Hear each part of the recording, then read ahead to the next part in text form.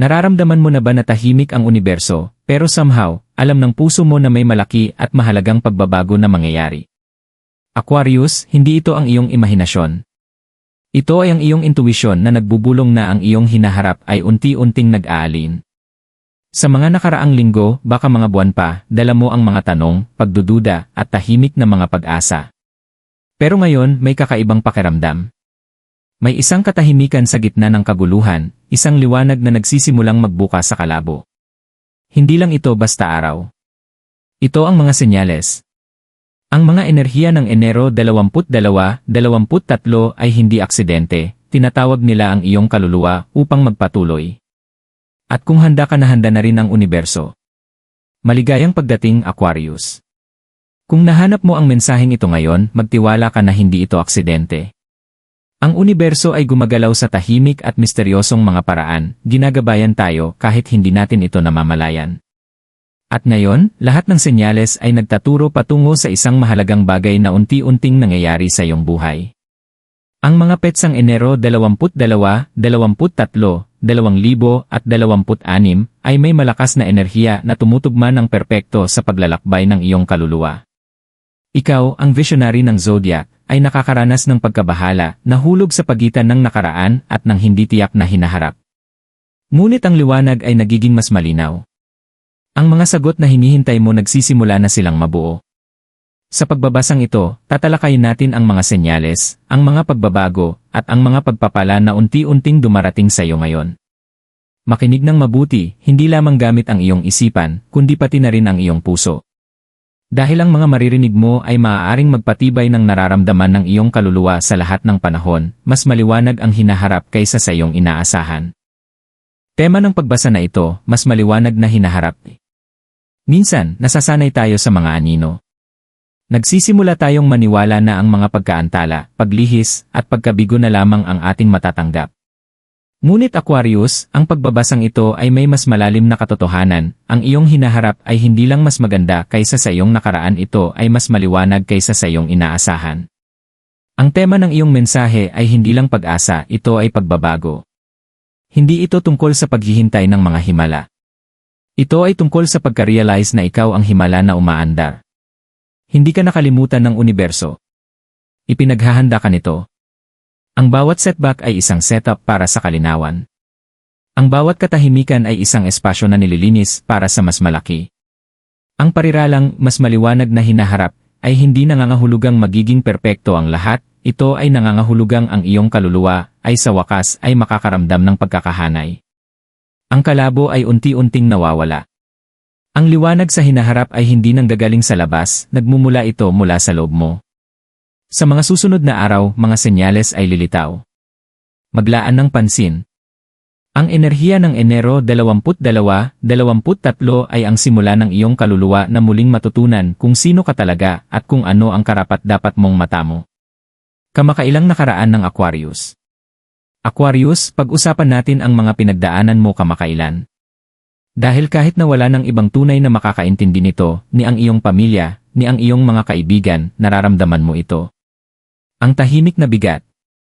Yung pakiramdam na ang mga araw ay mahahaba, kahit na mabilis ang takbo ng kalendaryo. Dala mo ang mga di mabilang na bigat, mga tanong na hindi mo masagot, mga emosyon na hindi mo maipaliwanag, at isang malalim na pakiramdam na may mali sa iyong buhay, kahit hindi mo matukoy kung ano. Sinubukan mong manatiling matatag. Ngumiti ka. Nagpatuloy ka. Pero sa loob, madalas mong tanungin ang sarili mo, nasa tamang landas pa ba ako? Marahil ang mga plano mo ay nabulil na. Baka ang isang relasyon ay lumamig o ang isang trabaho ay naging mas nakakapagod kaysa rewarding. Posible na nagsimulang magduda ka sa sarili mo, nagtatanong kung huli na ba, masyado bang iba, masyado bang nawawala. Baka napag-isipan mong lumayo mula sa ibang tao, umatras sa iyong mga iniisip, umaasang makakakita ng kalinawan. Ngunit heto ang katotohanan, hindi parusa ang panahong iyon. Isa itong paghahanda. Inilagay ka ng universo sa isang banal na pag-pause, hindi para saktan ka, kundi para i-reset ang iyong direksyon. Para linisin ang ingay at magbigay daan sa tamang mga pagkakataon. Maaaring hindi ito nakaramdam ng progreso, ngunit ito ay progreso. Ikaw ay muling inalin. At yung tensyon, yung emosyonal na presyon, Iyon ang enerhiya na bumubuo bago ang breakthrough. At ang breakthrough na iyon ay nagsisimula na ngayon. Kasalukuyang kosmikong pagbabago. Aquarius, may isang banayad ngunit makapangyarihang pagbabago sa enerhiya sa paligid mo. Sa una, maaaring pakiramdam mo ay walang nagbago. Ang parehong mga kalye, ang parehong mga routine, ang parehong mga mukha. Ngunit sa ilalim ng ibabaw, sa antas ng kaluluwa, lahat ay iba. Ang mga kosmikong puwersa na pumapalibot sa Enero 22, 23, 2026 ay nag-o-activate ng isang malalim na recalibration para sa iyo. Hindi ito tungkol lamang sa mga panlabas na pagbabago, ito ay tungkol sa pagtaas ng iyong vibration, ang pagliwanag ng iyong panloob na ilaw, at ang iyong intuisyon na nagsasalita ng mas malakas kaysa dati. Maaaring magsimulang mapansin mo ang maliliit na senyales, isang pag-uusap na tumatama sa iyong puso, isang numero na paulit-ulit, isang panaginip na tumatak sa iyong alaala. Hindi ito mga pagkakataon. Ang mga ito ay espiritual na mga kumpirmasyon na ang iyong frequency ay nagbabago. Ang universo ay tinutulungan kang mag-tune in sa isang bagong timeline, isang puno ng kalinawan, pagkakahanay, at pasulong na galaw. Sa mga darating na araw, maaaring makaramdam ka ng emosyonal nang hindi mo alam kung bakit.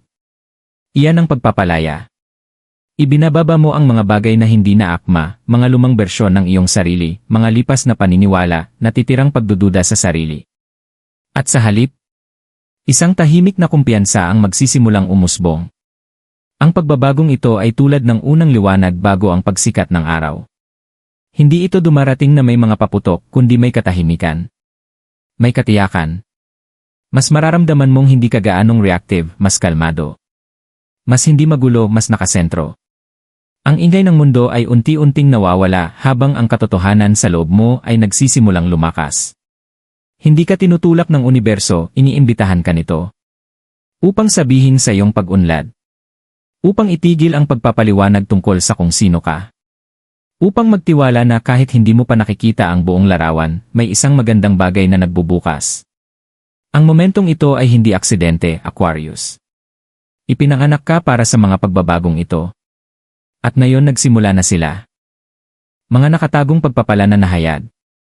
Aquarius, habang abala kang nagtataka kung may mangyayaring maganda sa iyo, ang universo ay naghahanda na sa likod ng mga eksena.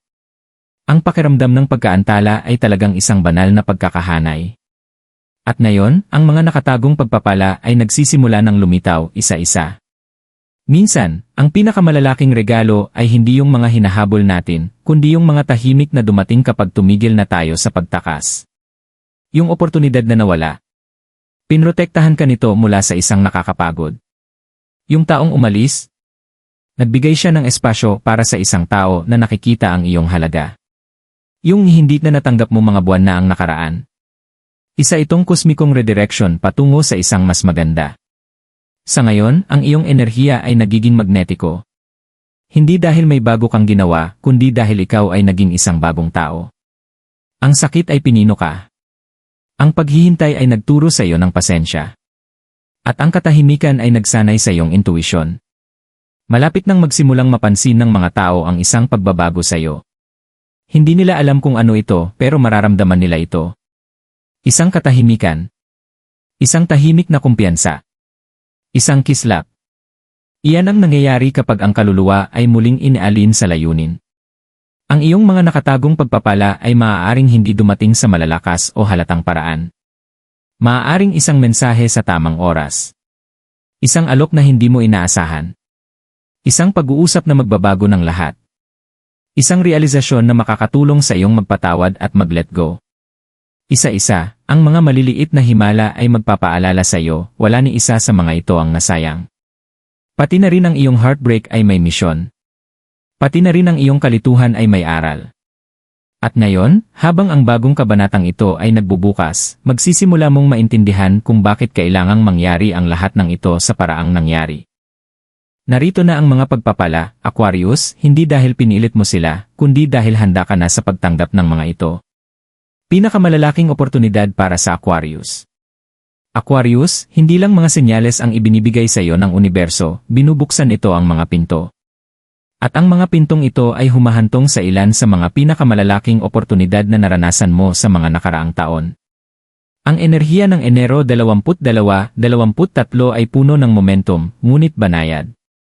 Hindi ito bagyo, ito ay isang agos. Kung susunod ka dito, dadalhin ka nito pasulong. Ngunit kailangan mong magtiwala sa iyong sariling ritmo. Pag-usapan natin ito ng detalyado. Sa iyong karera o pinansya, maaaring mapansin mo ang isang pagkakataon upang magsimula ng isang bagay na tumutugma sa iyong mas malalim na layunin. Maaaring hindi ito magmukhang malaki sa simula, maaari itong isang maliit na freelance na alok, isang pagbabago sa iyong schedule, o isang malikhaing ideya na hindi ka tinatantanan. Huwag itong baliwalain. Ganito nagsisimula ang kasaganaan, bilang isang bulong, hindi isang sigaw.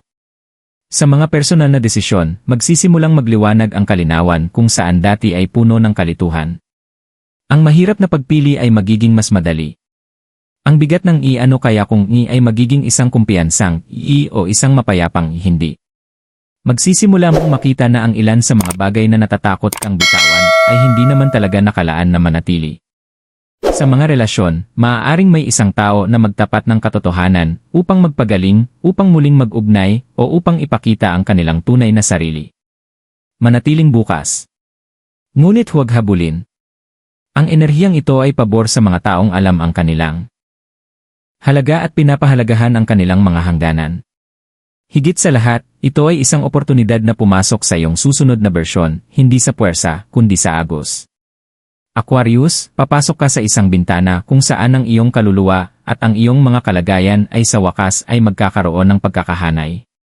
Kung saan ang nararamdaman mong handa ka na talagang darating. Ang mga susunod na linggo ay hindi ang katapusan ng daan. Ito ay simula ng isang bagay na totoo, isang bagay na maliwanag, at isang bagay na tanging iyo lamang. Ang dapat ay let go ng Aquarius.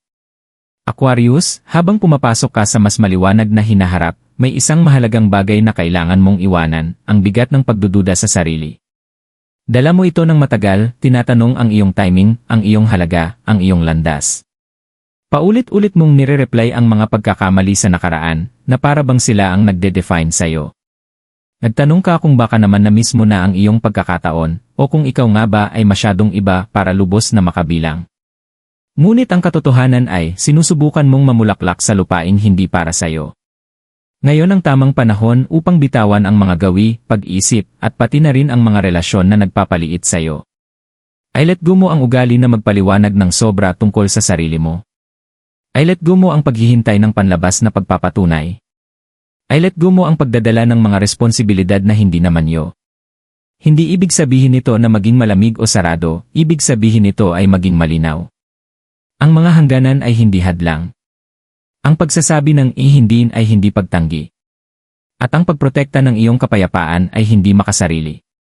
Upang ganap na matanggap ang darating, kailangang walang laman ang iyong mga kamay ng mga bagay na hindi na nakakatulong sa'yo. Ay let go mo ang pangangailangan na ayusin ang lahat. Magtiwala ka na ang para sa'yo ay hindi mangangailangan ng pagtalikod sa sarili mo. Ang mas maliwanag na hinaharap na papasukan mo ay maluwang. Huwag mong dalhin ang mga pasanin ng kahapon sa mga pagpapala ng bukas.